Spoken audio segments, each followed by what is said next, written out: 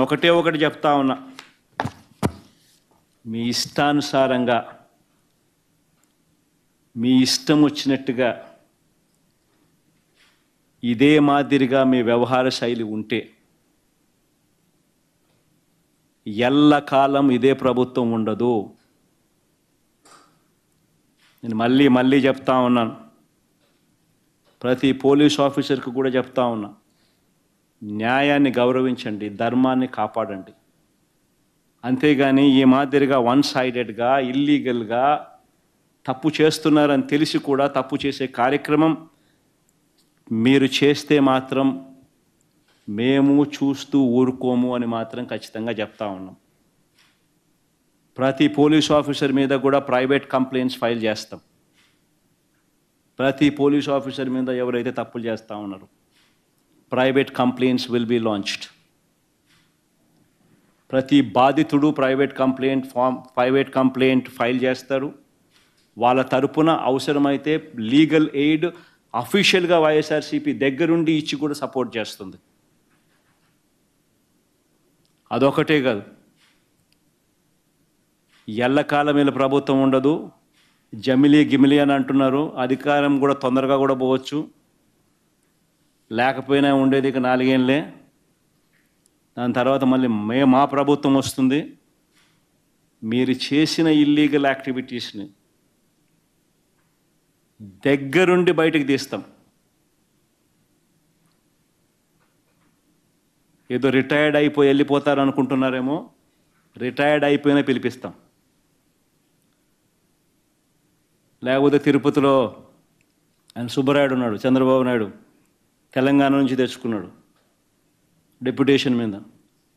ఆయన ఏదో డెప్యుటేషన్కి మళ్ళీ తెలంగాణ వెళ్ళిపోతాను అనుకుంటున్నాడేమో, తెలంగాణ నుంచి మళ్ళీ పిలిపిస్తాం.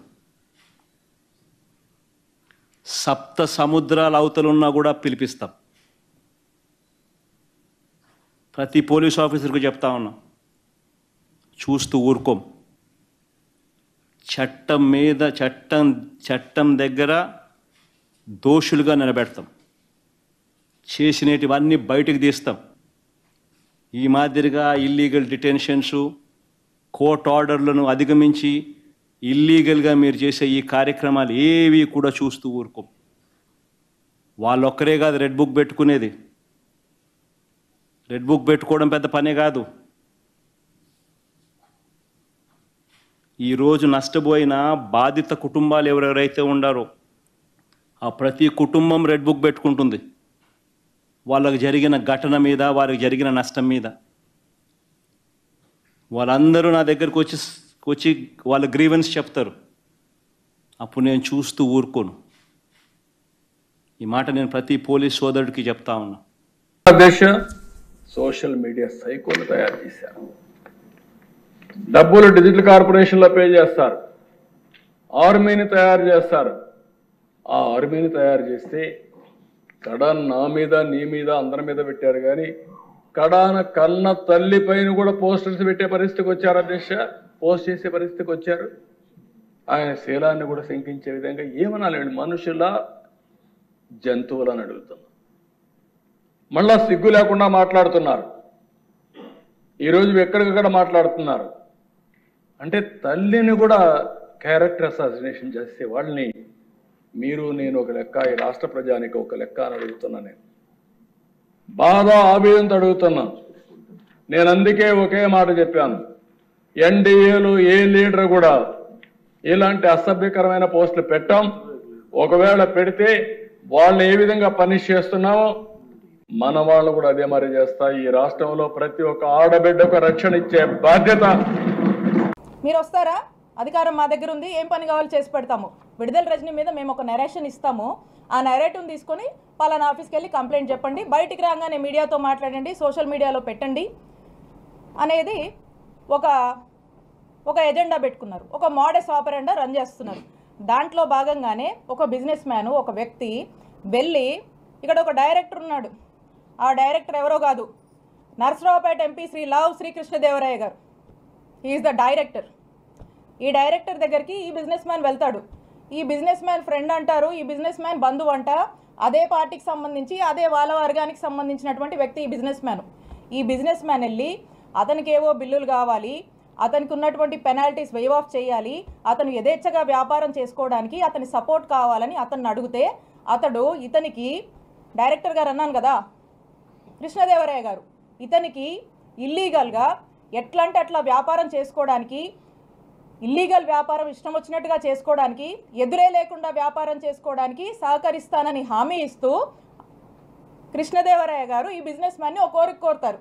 ఏంటంటే నా టార్గెట్ విడుదల రజని, ఈ విడుదల రజని మీద తన్ని డిఫేమ్ చేయాలి, తన మీద ఏదో ఒక కంప్లైంట్ పెట్టండి, తన్ని డిఫేమ్ చేద్దాము, కంప్లైంట్ పెట్టించడము, ఆ పైన ఫాలోఅప్లు వ్యవహారాలు మొత్తం నాది బాధ్యత, మీరు అలా కంప్లైంట్ పెట్టి నేను చెప్పిన ఆఫీస్కి వెళ్ళి ఇచ్చేసి మీరు ఇంట్లో కూర్చోండి మెలకుండా, నేను నడుపుతా అని చెప్పి మీ బిజినెస్లు నడిపిస్తా అని అతనికి అభయం ఇచ్చి వెనకుండి ఈ విధమైనటువంటి దారుణమైనటువంటి ఇల్లీగల్ కేసుని నా మీద, మా స్టాఫ్ మీద, మా మరిది మీద పెట్టించినటువంటి ప్రయత్నం చేశారు.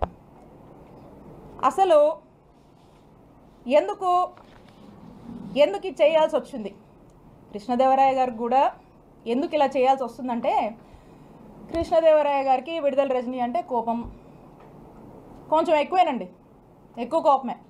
ఎందుకో నాకు కూడా కారణాలు తెలీదు, కానీ రకరకాల కారణాలు ఆయనే అనుకుంటాడు, రకరకాల కారణాలు ఆయనకే ఉన్నాయి.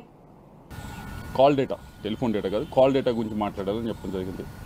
అమ్మ, మా ఇంట్లో కూడా నాతో పాటు తోడబుట్టిన వాళ్ళు ఉన్నారు, మహిళలు ఉన్నారు. మా ఇంట్లో మహిళలకి ఒక న్యాయం, బయట మహిళలకు ఒక న్యాయం అని భావించే వ్యక్తిని నేనైతే కాదు.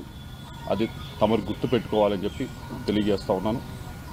రెండో విషయం, ఏదో ల్యాండ్ విషయం అని చెప్పి మాట్లాడారు. ఏదో విశాఖపట్నంలో ఏదో ల్యాండ్ ఉంది అది ఇది అని మాట్లాడటం జరిగింది. అమ్మ, మేము 45 సంవత్సరాలుగా 1977 నుంచి విజ్ఞాన విద్యా సంస్థ నడుపుతూ ఉన్నాం. ఈ 45 సంవత్సరాల పైగా ఉన్న ప్రయాణంలో ఆంధ్ర రాష్ట్రంలో కాదు దేశం మొత్తం ఎక్కడా కూడా, ఆంధ్ర రాష్ట్రంలో కాదు దేశం మొత్తంలో ఎక్కడా కూడా గవర్నమెంట్కి మేము రిక్వెస్ట్ పెట్టి మాకు ల్యాండ్ అలాట్ చేయండి అని చెప్పి ఒక్క దగ్గరన్నా మేము ల్యాండ్ అలాట్ చేయించుకున్న దాఖలాలు ఉంటే దయచేసి మీడియా మిత్రులకు చూపించాలి, లేకపోతే బయటికి తీసుకొచ్చి చూపించండి. తప్పకుండా 45 సంవత్సరాలు ఎప్పుడూ కూడా మేము ఎక్కడ ఏ గవర్నమెంట్ దగ్గర నుంచి కూడా ల్యాండ్ మేము విద్యా సంస్థలు పెడతాము, మాకు ల్యాండ్ ఇవ్వండి అని చెప్పి మేము ఎప్పుడూ కూడా అడిగింది లేదు, తీసుకుంది లేదు. టేకప్ చేయబోతాం.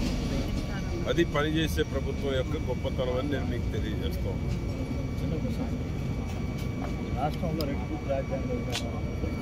ఉదిగిపాటు ఎందుకు, కోర్టు పోయిన వాళ్ళకి ఎందుకు డబ్బులు వెనక్కిస్తున్నారు?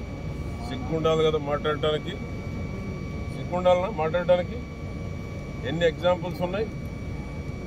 ఎగ్జాంపుల్స్ ఉన్నాయి చిలకలూరుపేటలో. చిలకలూరుపేట చరిత్రలో సోమేపల్లి సాంబయ్య గారు 6 సార్లు పోటీ చేశాడు, నేను 6 సార్లు పోటీ చేశా. హైకోర్టుకి ఎవరైనా వెళ్ళారు అవినీతి మీద? సొంత పార్టీ వాళ్ళు ఎవరైనా అవినీతి మీద హైకోర్టుకి వెళ్ళిన చరిత్ర ఉందా చిలకలూరుపేటకి? సిగ్గుండాలి మీడియా ముందుకు వచ్చి మాట్లాడటానికి. ఎందుకు మళ్ళా డబ్బులు ఇచ్చి బతిని అడుకుంటున్నారు? చాలదా? వాళ్ళ పార్టీ వాళ్ళే కదా, మీ అందరికి ఇప్పుడు ప్రొడ్యూస్ చేస్తారు. ఎవరెవరి దగ్గర డబ్బులు తీసుకున్నారు, ఎవరి దగ్గర పోయి డబ్బులు ఇస్తున్నారు, కోర్టుకు పోయిన వాళ్ళకి ఏ విధంగా రాజీ పడుతున్నారు. ఈ రాష్ట్రంలో ఎవరికి రాందే ఎందుకు వచ్చింది? ఎవరి మీద లేనన్ని ఆరోపణలు మీ మీద ఎందుకు వస్తున్నాయి? వచ్చినాయి కాబట్టి గుంటూరు పంపించారు. ప్రజలు మర్చిపోయారని మళ్ళీ తిరుగు టపా చేశారు. మర్చిపోయారు చిలకలూరుపేట ప్రజలు. చిలకలూరుపేట ప్రజల హృదయాల్లో సుస్థిరంగా అవినీతి మంత్రి అని ముద్ర వేసుకొని ఈరోజు ఏదో నీతులు చెప్తే ప్రజలు నమ్మేదానికి సిద్ధంగా లేరు. ఎంపీ మీద ప్రేలాపనలు ప్రేలితే ఎంపీ నిజాయితీని ఎవరు శంకించలేరు. ఈరోజు ఏదో మైక్ ఉందగా పూనకం వస్తే కుదరదు. చేసిన తప్పులు కడుక్కోవాలంటే జీవితం సరిపోదు. ఇంకా చాలా ఉన్నాయి, ఇప్పుడే ఏం అవ్వలేదు, జీవితం సరిపోద్ది. కాబట్టి నోరు ఉంది కదా, మైకులు పెట్టగానే పూనకం వచ్చినట్టు మాట్లాడితే కుదరదు. మీ పార్టీ వాళ్ళే ఈరోజు రెడీగా క్యూలో ఉన్నారు, 1 by 1 అందరూ క్యూలో ఉన్నారు. మీకు, మీ సిబ్బందికి, మీ కుటుంబానికి ఎవ్వరూ వదిలిపెట్టరు. మీడియా ముందుకు వచ్చేదో సానుభూతి మాటలు చెప్తే ప్రజలు నమ్మడానికి సిద్ధంగా లేరు. వైజాగ్లోనో రాజమండ్రిలోనో చంద్రబాబు గారి ముందు మాట్లాడిన మాటలు ఎవడు మర్చిపోలే ఇంకా. కాబట్టి ఈరోజు సానుభూతి కోసమో సింపతి కోసమో నేను బీసీ అనో మహిళ అంటేనో సింపతి వచ్చే రోజులు పోయినాయి. నువ్వు చేసిన అరాచకాలకి దుర్మార్గాలకి సింపతి రాదు. ఎప్పుడెప్పుడు అరెస్ట్ చేస్తారని రాష్ట్ర ప్రజలు ఎదురు చూస్తూ ఉన్నారు. చిలకలూరుపేటలో సోషల్ మీడియాలో వల్గర్ లాంగ్వేజ్ పెట్టి వల్గర్ల సంస్కృతిని తీసుకొచ్చినటువంటి ఘనత మర్చిపోలే ప్రజలు. కాబట్టి ఏంటంటే ఈరోజు మీడియా ముందుకు వచ్చి నేను మాట్లాడడానికి ఏదైనా మాట్లాడవచ్చు కదా అంటే ప్రజలు నమ్మేదానికి సిద్ధంగా లేరు. తప్పకుండా నువ్వు దోచిన అవినీతి మొత్తం కక్కిచ్చేదాకా కూటమి ప్రభుత్వం వదిలిపెట్టదు. అర్పుకు రాజ్యాంగం కాదు.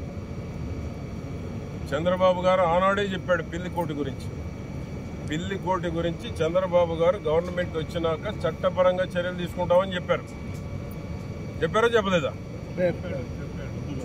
అదే జరుగుతుంది. దోచిన డబ్బు ఎవిడెన్స్తో పోతున్నారు కోర్టులకి. మరి ఎందుకు ఇచ్చా పసుమరపోయి డబ్బులు వెనక్కి? నువ్వు దోచేయలేదు, ఎందుకు ఇచ్చావు వెనక్కి? క్రషవాడ దగ్గరికి ఎందుకు పంపావు? మార్నింగ్ ఎంపీ గారు చెప్పాడు కదా, నా దగ్గరకే పంపావు రాయబారం డబ్బులు వెనక్కి ఇస్తానని. పంపారు లేదా? మీడియా ముందు మాట్లాడలేదా? మరి ఎందుకు పంపావు? ఇవన్నీ ప్రజలు గమనించడం లేదా? కాబట్టి తప్పు చేస్తే తప్పకుండా మూల్యం చెల్లించుకోవాల్సిందే. దోచిన డబ్బు తిరిగి ఇవ్వాల్సిందే. చట్ట ప్రకారం శిక్ష అనుభవించాల్సిందే. శిక్ష నుంచి ఎక్కడ తప్పించుకోలేరు, చట్టం నుంచి ఎక్కడ తప్పించుకోలేరు.